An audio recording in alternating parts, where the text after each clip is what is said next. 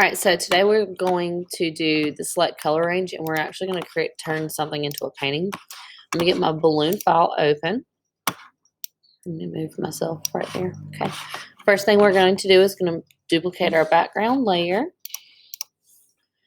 So I'm going to duplicate that, and then we're going to add a blank layer.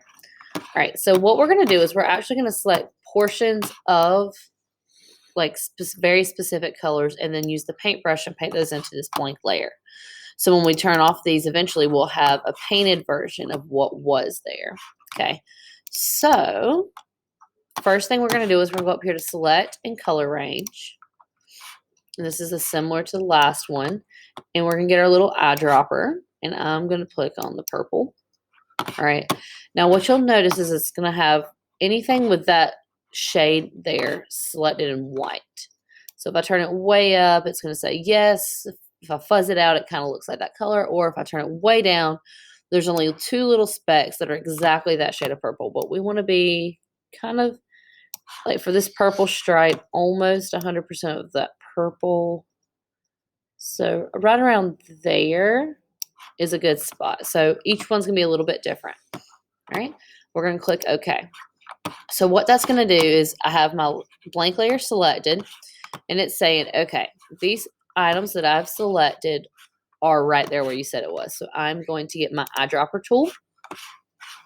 I'm going to click on that purple, and you see when I click on that purple, the circle around my cursor pops up. So the quick key for the eyedropper tool is I on your keyboard, and the quick key for your paintbrush is B. So I'm going to click B, and I'm going to turn my size way down. All right. So once I have my paintbrush, I'm going to go through on this blank layer. I'm going to paint in that color that I've selected. All right.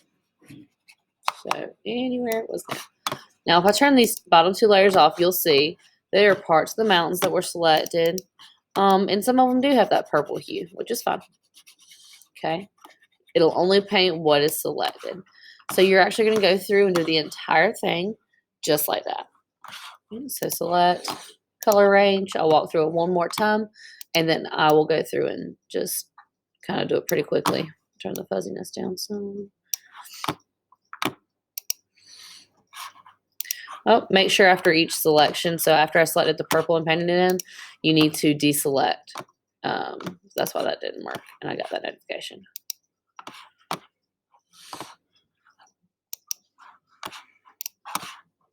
And sometimes you may have to come over here. All right, so I did have to select on layer 1 to make it work, so just be aware if that happens to you. Then you're going to go to layer 2, get your eyedropper, make sure it's turning the right color. Then you're going to paint that in while layer 2 is selected.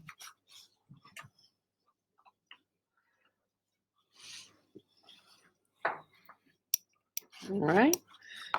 And so you're just really going to follow that method. I'm going to Command D to deselect, click on layer 1, select color range, and continue. And so you guys just do it at your own pace.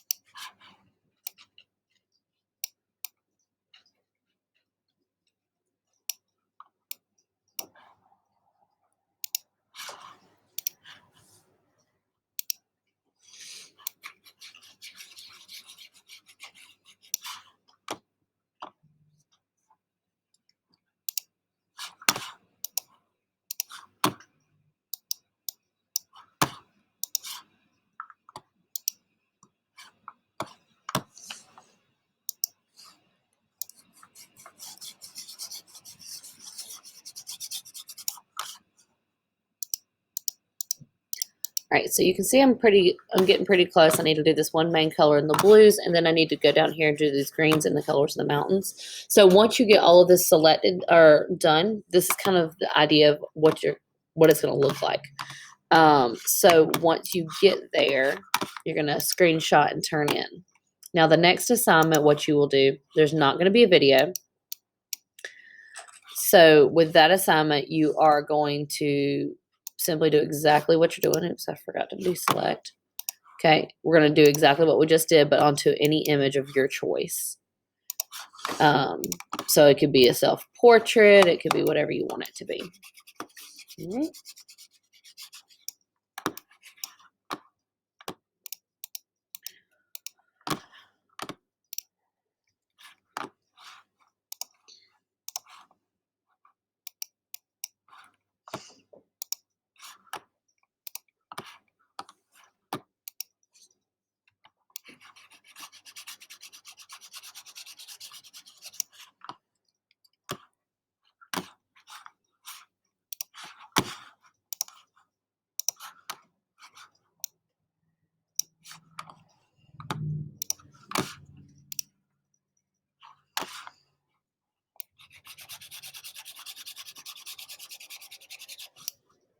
All right, so I'm pretty much done with this part.